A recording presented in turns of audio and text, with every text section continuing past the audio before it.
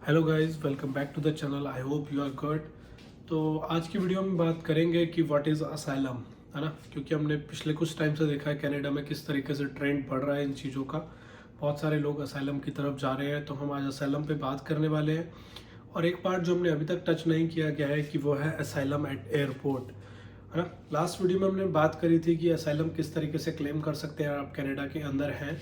और लेकिन अब इस वीडियो में हम बात करेंगे असाइलम एट एयरपोर्ट। जैसे ही आप एयरपोर्ट पे लैंड कर रहे हैं, अगर आप वहाँ पर असाइलम लेना चाहते हैं तो किस तरीके से क्लेम कर सकते हैं, और कुछ सारे क्वेश्चंस हैं उसके हम डाउट भी क्लियर। अगर बात करें कि अभी रिसेंटली देखा गया है कि असाइलम के केस बहुत ज़्यादा बूम कर गए हैं। ऐसा क्यों हो रहा है, इसकी बहुत सारी वजह हो सकती हैं, लेकिन आपको मैं सिंपली अगर समझाऊँ व्हाट इज़ असाइलम।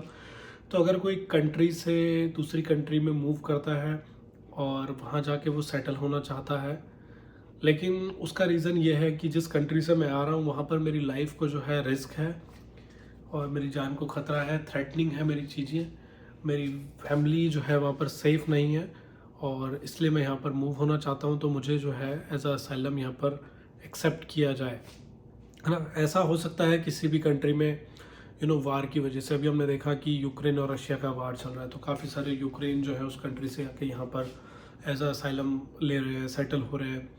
अभी हमने देखा कि बांग्लादेश की कंट्री में इनर वॉर चल रहा है, अपनी ही उनके देश के अंदर चल रहा है, तो वहाँ से कुछ लोग जो हैं, जो माइनर हैं, वो किसी दूसरी कंट्री में जा रहे हैं, लाइक इंडिया में जा रहे हैं या पाकिस्तान में जा रहे हैं। वहाँ जाके कह रहे हैं कि हमें अपनी कंट्री में खतरा है, हमारी जान को खतरा है, तो हमें यहाँ पर आके जो है पीआर दे दीजिए, रहने को प्लेस दे दीजिए, तो हम यहाँ पर सेटल होना चाहते हैं। तो ये चीज़ें जो है एक एग्जाम्पल है असाइलम का।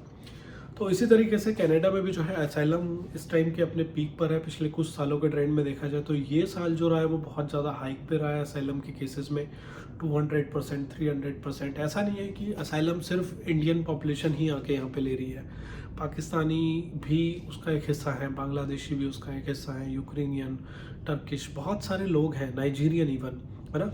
बट जो इंडियन नंबर्स है वो बहुत ज़्यादा है, इसलिए ये चीज़ें लाइमलाइट में आ गई हैं कि इंडियंस जो है असाइलम बहुत ज़्यादा ले रहे हैं।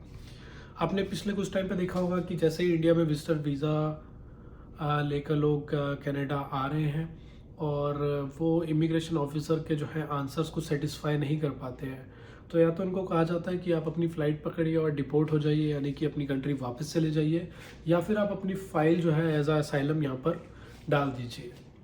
तो उस केस में क्या होता है, मान लीजिए अगर किसी से कहा जा रहा है या आप खुद से जो है असाइलम जो है एयरपोर्ट पर लेना चाहते हैं, तो आप इमिग्रेशन ऑफिसर को जाकर बोलेंगे कि मुझे जो है अपनी फ़ाइल जो है असाइलम में डालनी है ना। तो अब इमिग्रेशन ऑफिसर जो है आपको वहाँ से लेके जाएगी, एक अलग टीम बनी होती है, एक अलग कैबिन बना होता है जहाँ पे असाइलम के केसेस जो है एयरपोर्ट पर प्रोसीड किए जाते हैं। वैसे भी जब आप किसी यार कंट्री की इमिग्रेशन टीम को जो है फेस कर रहे होते हैं, आप ऑलरेडी नर्वस होते हैं क्योंकि आप बॉर्डर क्रॉस करना चाहते हैं। तो जो असाइलम का प्रोसेस एयरपोर्ट पर है वो थोड़ा सा डिफ़िकल्ट हो सकता है। मैंने कभी किया नहीं है, लेकिन हाँ मैंने सुना है जिसने किया है। और एक नर्वस सी सिचुएशन होती है, नर्व ब्रेकिंग सी सिचुएशन होती है, क्योंकि आप वैसे ही डरे हुए होते हैं, आप वैसे ही बहुत ज़्यादा अंदर से घबराहट फील कर रहे होते हैं। तो वो इमिग्रेशन ऑफिसर की टीम आपको एक केबिन में लेके जाएगी, वहाँ से आपसे काफ़ी सारे क्वेश्चन करेंगे कि आप असाइलम क्यों लेना चाहते हैं, आपका रीज़न क्या है, आपका बैकग्राउंड क्या है, आप काम क्या करते हैं, आपने स्टडी क्या करी है, आपका फील्ड क्या है, आप किस लोकेशन पर रहते हैं, आपको ऐसा क्यों लगता है कि आपकी जान को खतरा है। तो ये सब जो रिक्वायर्ड या बेसिक से क्वेश्चन है वो आपसे पूछे जाते हैं। उसके बाद आपको एक अपनी जो है स्टोरी लिख कर देनी होती है, 2 पेजेस की एटलीस्ट, है ना। जो भी स्टोरी आप उसको कम समराइज़ करिए, 2 पेजेस में उसको लिखिए।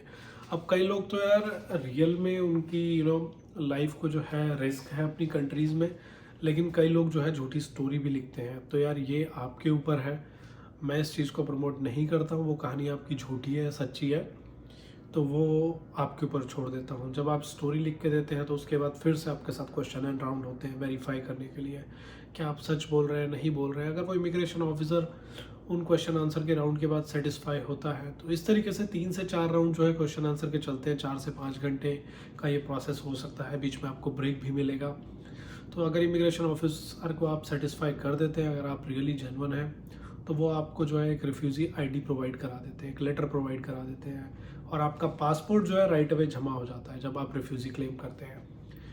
और उसके बाद का जो प्रोसेस है वो मोर ओवर सिमिलर ही होता है। बाद में आपकी हायरिंग की डेट आती है, तब तक आपको अपने कुछ डॉक्यूमेंट्स प्रिपेयर करने होते हैं, आपको कोई फॉर्म भर के देना होता है, जिसके लिए आपको, जो मैं अपनी पुरानी वीडियो में डिस्कस कर चुका हूँ, BOL फॉर्म है। उसके बाद जो है आपको अपना जो है यहाँ पे ओपन वर्क परमिट मिल जाता है 2 साल का, वो आप अप्लाई कर सकते हैं।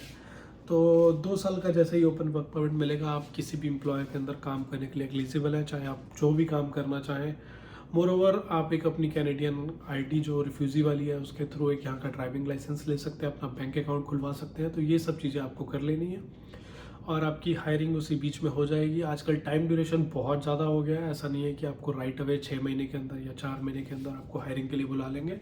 तो जब भी आपकी हायरिंग होगी और वहाँ पर वो जो इमिग्रेशन रिफ्यूजी बोर्ड है वो डिसाइड करेगा कि आपकी असाइलम को एक्सेप्ट करना है या नहीं करना है, आपको PR देनी है या नहीं देनी है। अगर आपकी PR राइट अवे एक्सेप्ट हो जाती है तो आपको एक PR का फॉर्म दिया जाएगा जो आपको भर के देना होगा। उसमें आप अपनी फैमिली की PR भी साथ में ले सकते हैं, आपको अलग से वेट करने की ज़रूरत नहीं है। और अगर सब चीज़ें स्मूथ रहती हैं तो उसके 6 महीने बाद, 8 महीने बाद या मैक्सिमम 1 साल के अंदर आपका जो है PR कार्ड आपको मिल जाता है। अगर उस टाइम पे आपकी फ़ाइल एक्सेप्ट नहीं होती है तो आप फिर से अपील करेंगे और ह्यूमैनिटी बेसिस पे जो है एक फ़ाइल लिख कर दी जाएगी। उसके लिए आपको लॉयर करना पड़ता है, ऐसा नहीं कि आप सारी चीज़ें खुद कर लेंगे, लॉयर की ज़रूरत होती है। लॉयर की अपनी फ़ीस हो सकती है, वो डिपेंड करता है। तो मोर ओवर यही है यार, असाइलम एयरपोर्ट पर किस तरीके से प्रोसीड होती है, उसके बाद की चीज़ें जो है लगभग सेम है। अब बात करते हैं क्वेश्चंस की, क्या हम असाइलम जो है एज अ स्टूडेंट ले सकते हैं। ये क्वेश्चन बहुत बार पूछा गया है, तो मैं कहूँगा यार असाइलम आप कभी भी क्लेम कर सकते हैं। बट अगर आप स्टूडेंट हैं, 3 साल वर्क परमिट ख़त्म कर रहे हैं या 2 साल की स्टडी कर चुके हैं, तो आपको असाइलम की क्या नीड है। आप अपनी प्लानिंग से चलिए कि आपकी PR हो सके। मानता हूँ आजकल PR हार्ड हो गई है, बट स्टिल बहुत सारे पाथवेज गवर्नमेंट निकालती है। अगर आपका कोर्स अच्छा है, आप अच्छी जॉब कर रहे हैं, आपके पास ऑफर लेटर है और आप एक्सपीरियंस है, तो आप PR ले सकते हैं, है ना। तो असाइलम में किस तरीके के बेनिफिट्स मिलते हैं, बेनिफिट काफ़ी सारे मिलते हैं।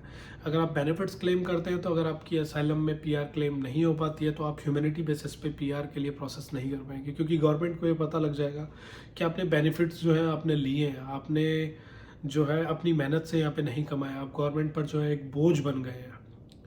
जो कि दूसरे केस में देखा जाए, जो असाइलम लेके यहाँ पे जॉब ढूंढ रहे हैं, गवर्नमेंट को टैक्स दे रहे हैं, उन पे कोई चीज़ नहीं लगी हुई क्राइम की, उनका पाथवे क्लियर है, तो उनको PR मिलना इजी हो जाता है।